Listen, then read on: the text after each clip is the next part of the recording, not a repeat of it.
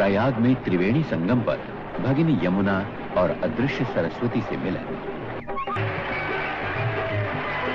सूर्य चंद्र मकर संक्रांति पर मकर राशि में आते हैं।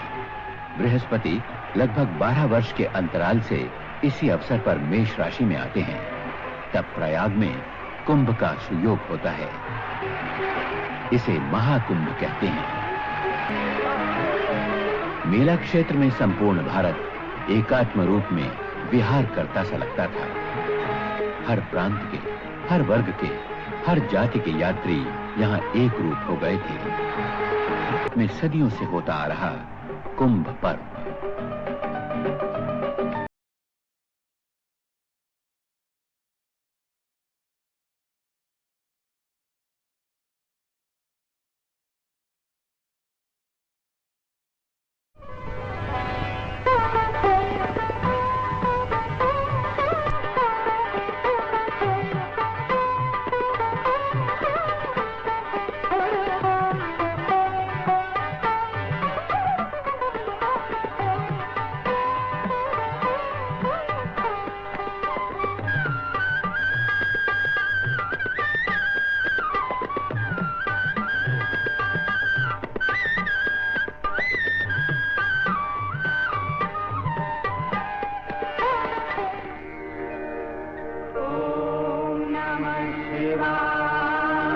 तीर्थों का प्राण, भारतीय जनजीवन की आत्मा गंगा।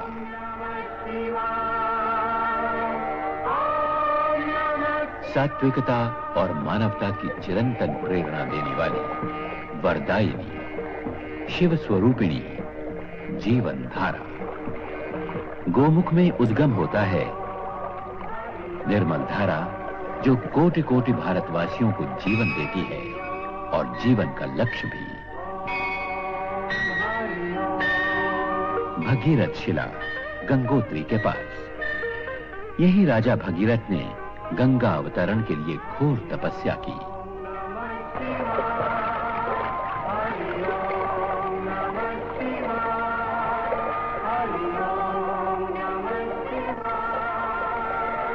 त्रिशूलधारी शिवशंकर मानो गंगा को आशीष दे रहे हों, तुम्हारी यात्रा सफल हो, सुफल हो। कुछ दूर चलकर गंगा अभिषेक करती है शिवलिंग को और कल्याणी बनकर आगे बढ़ती है। प्रयाग में त्रिवेणी संगम पर भगिनी यमुना और अदृश्य सरस्वती से मिलन।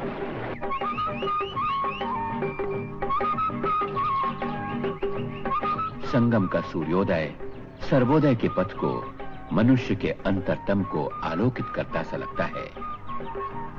प्रेरणा देता है आत्मचिंतन की, आत्मदर्शन की। आत्मचिंतन का ही एक प्रयास है भारत में सदियों से होता आ रहा कुंभ पर्व।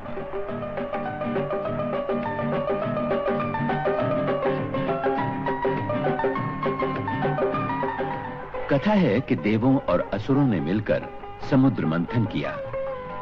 जब अमृत कुंभ प्रकट हुआ तब विवाद हुआ, संग्राम हुआ। इसी संग्राम में कुंभ से 12 स्थानों पर अमृत बिंदु छलके। इनमें 4 स्थान भारत में हैं: प्रयाग, हरिद्वार, नासिक तथा उज्जैन। समुद्र मंथन है रूपक आत्म मंथन का। इसी उद्देश्य से प्रयाग तथा हरिद्वार में हर 12 वर्ष बाद कुंभ और अर्ध कुंभ संपन्न होते हैं। नासिक तथा उज्जैन में सिंहस्थ का आयोजन होता है। कुंभ में 3 करोड़ से भी अधिक यात्रियों के आने का अनुमान था। कुछ यात्री किसी एक पर्व में स्नान करके लौट जाते हैं, कुछ संपूर्ण माघ का महीना यहीं वास करते हैं। इन्हें कल्पवासी कहते हैं। गत कुंभ में 500 एकड़ ज्यादा भूमि पर कुंभ नगर का निर्माण किया गया। कल्पवासियों के लिए बड़े बड़े शिविर बनाए गए तथा इन्हें नील गगन तले कड़ाके की ठंड में रात न बितानी पड़े। मकर संक्रांति का पर्व आया 14 जनवरी।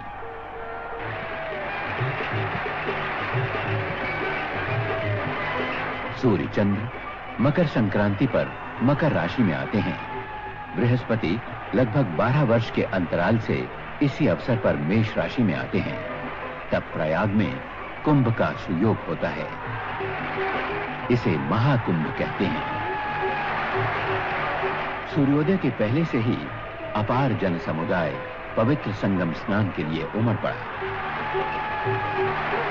स्नान का शुभारंभ साधु संप्रदायों और अखाड़ों के शाही स्नान का एक सुनिश्चित क्रम निर्धारित है। साधु संतों और अन्य यात्रियों के लिए अलग अलग प्रशस्त मार्ग बनाए गए थे।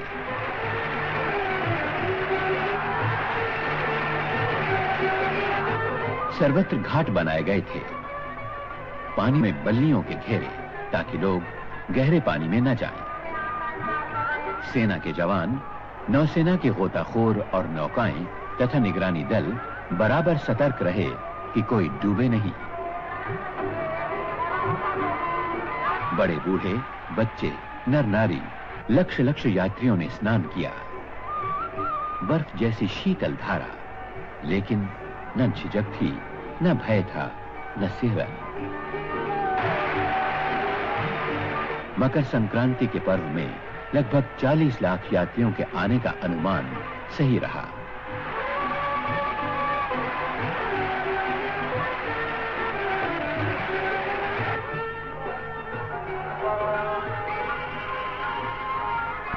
इसी यात्रियों की संख्या अनुमान से भी अधिक रही। इनके लिए इतना बड़ा मेला एक नया ही अनुभव था। भारत की भावनात्मक एकता का प्रतीक, भारतीय जनजीवन, चिंतन, दर्शन और संस्कृति का पुंजीभूत कुंभ।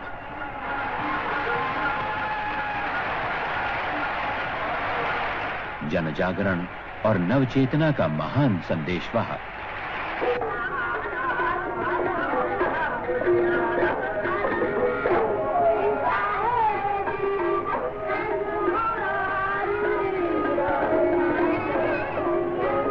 सभी मठों के शंकराचार्य, दशनामी सन्यासी अथवा नागा सन्यासी, वैरागी और उदासीन सभी संप्रदायों के साधु कुंभ में सम्मिलित हुए। शिक्षा दे रहा है कि देव तो हमारी जैसी कथा हो जाएगी।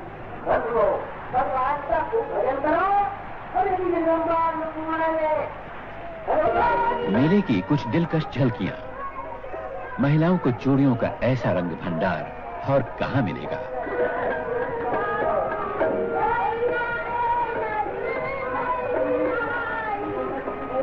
कहां मिलेगा ऐसा अवसर सूरदास को प्रभु के गुणगान का।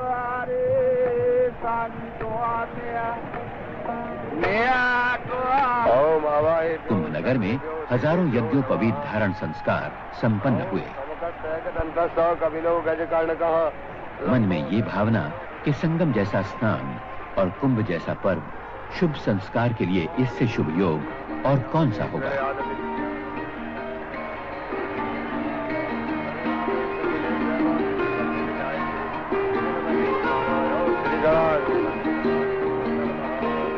गंगा और यमुना के कल कल स्वर के साथ एक रूप हो रहे थे गुजरात के गरबा और डांडिया रास के स्वर। संगम पर सभी प्रदेशों का भक्ति संगम हुआ सा लगता था। भारतवासियों की शताब्दी की कसौटी पर परखी हुई अचल आस्था और अटूट श्रद्धा का साक्षात्कार। दूसरा स्नान, पर्व पौष पूर्णिमा 21 जनवरी।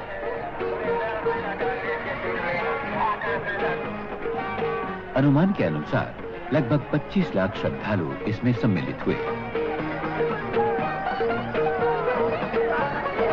फिर आई मौनी अमावस्या 6 फरवरी, कुंभ का सबसे बड़ा स्नान का पर्व। देश के कोने कोने से 1.5 करोड़ यात्री संगम पर आए। मौनी अमावस्या सोमवती होने के कारण इसका महात्म्य कई गुना अधिक हो गया। ऐसा सुयोग 72 वर्षों बाद आया था।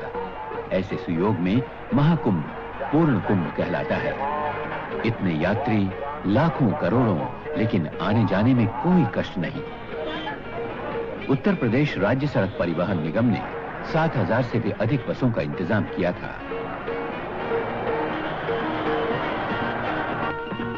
रेलवे स्टेशन से मेला क्षेत्र तक 200 बसें दिन रात चलती रहीं। मेले के लिए 5 अतिरिक्त बस अड्डे बनाए गए।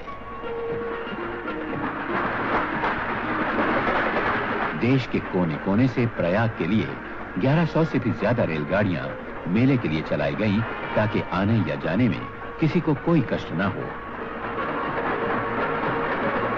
मेले के अवसर पर इलाहाबाद शहर में सड़कों का सुधार किया गया। पीने के पानी का सर्वत्र प्रबंध था।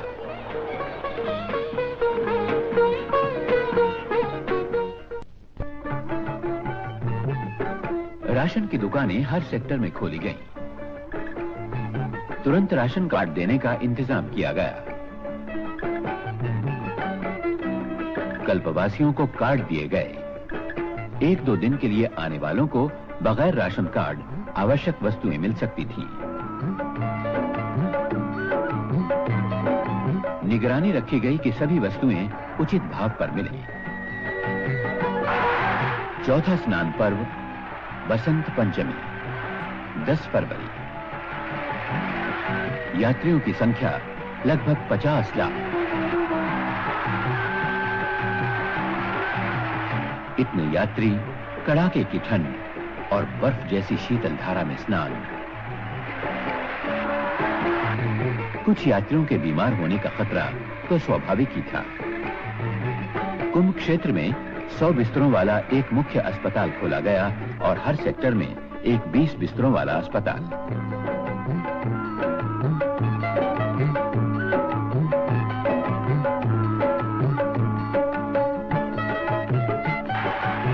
कुंभ नगरी का दृश्य अलौकिक सा लगता था।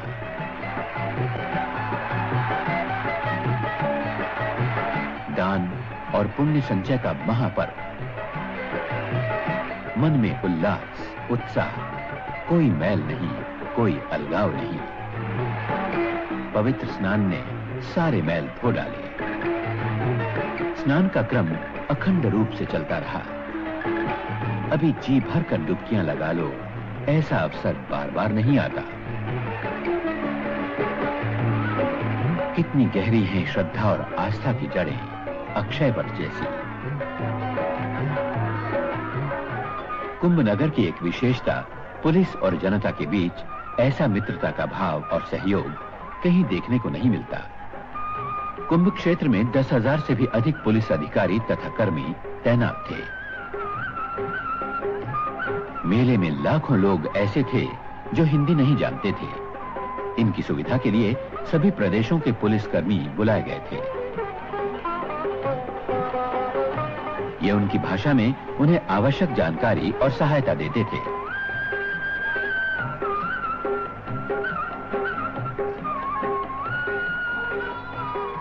कुंभ नगर का एक खास आकर्षण सूचना एवं जनसंपर्क विभाग की प्रदर्शनी।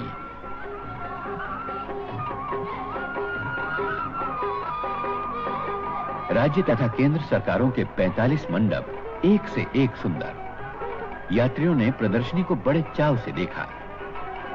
देव दर्शन के साथ देश दर्शन।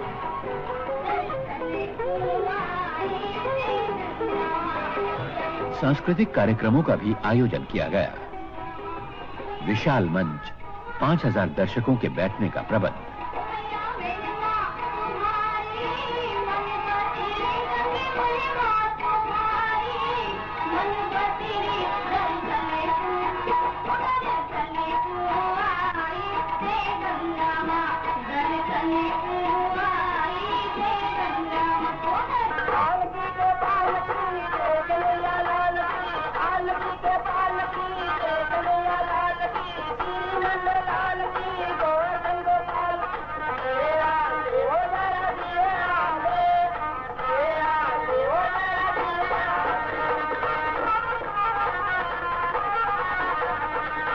दिन कैसे उड़ गए पता ही न चला।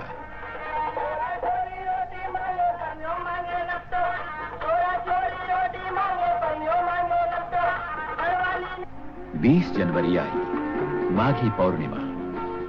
चंद्र ग्रहण के कारण स्नान की महिमा और बढ़ गई। कल्पवासियों के व्रत की पूर्णता हुई माघ पौर्णिमा के स्नान से।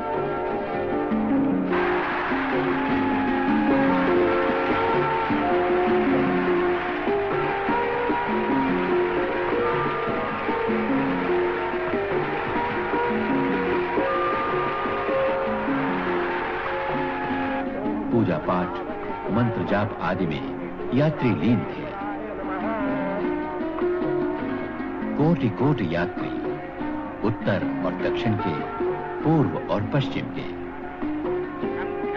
किसने बुलाया इन्हें अपने घरों से इतनी दूर?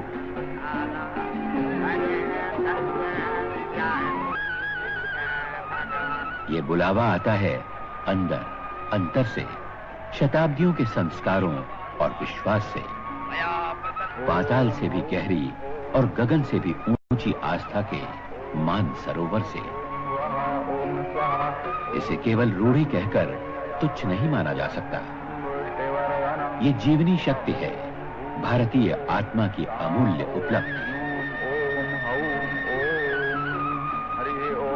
साधु संतों के शिविरों में होम हवन आदि का क्रम निरंतर चलता रहा।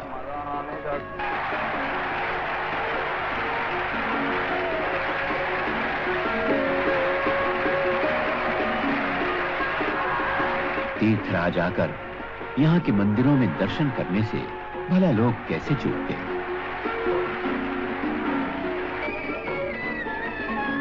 प्रसिद्ध हनुमान मंदिर, पातालपुरी, शंकर विमान मंडपम आदि सभी मंदिरों में दर्शनार्थियों ने मनोभाव पूर्वक दर्शन किए।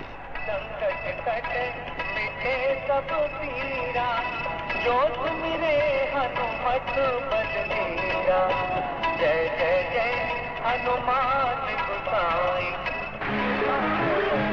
मेला क्षेत्र में संपूर्ण भारत एकात्म रूप में विहार करता सा लगता था। हर प्रांत के, हर वर्ग के, हर जाति के यात्री यहाँ एक रूप हो गए थे। अनेकता में एकता, विविधता में एक सूत्रता का यहाँ साक्षात्कार होता था। कुंभ का अंतिम पर्व महाशिवरात्रि 6 मार्च। समय वातावरण में भैरवी के स्वर